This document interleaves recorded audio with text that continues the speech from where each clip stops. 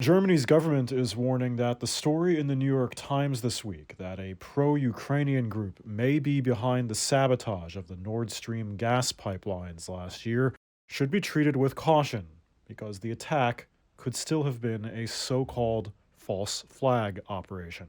In other words, the true perpetrators could have staged the incident to blame Ukraine, even if that country had nothing to do with it. The reactions to the story from world powers highlight both the mystery of the incident and the secretive nature of their war plans. Germany's defense minister, Boris Pistorius, on Wednesday said it wouldn't be the first time such a false flag event happened, and that there were what he called expert opinions indicating it, without elaborating. He was at a summit in Stockholm, also attended by NATO's Secretary General Jens Stoltenberg. Good morning. And Ukraine's defense minister, Alexei Reznikov, who called the media reports strange and that the incident had nothing to do with Ukraine's government. So what we do know... Stoltenberg said investigations are ongoing. The U.S. has said the same. There are ongoing national investigations, and I think it's right to wait until those are finalized before we say anything more about who was behind. The New York Times story revolves around intelligence reportedly reviewed by U.S. officials. Reuters can't verify the claims.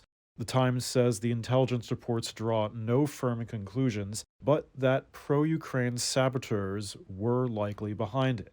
It also said there was no evidence that Ukrainian President Zelensky or any of his top officials played a role. The possible motive, according to the Times, that destroying the pipeline would remove a potential method for Russia to get leverage over Europe through gas exports. It is something that Ukraine and its allies had warned about for years.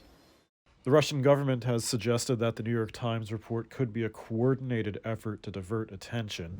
Meanwhile, two other reports from the German newspaper Zeit and ARD, a news channel, say that authorities have identified a boat used in the sabotage. The outlets said it was a yacht rented by 5 men and a woman using forged passports, and that their true nationalities are unknown. The German media also said it was rented by a Polish company owned by Ukrainians.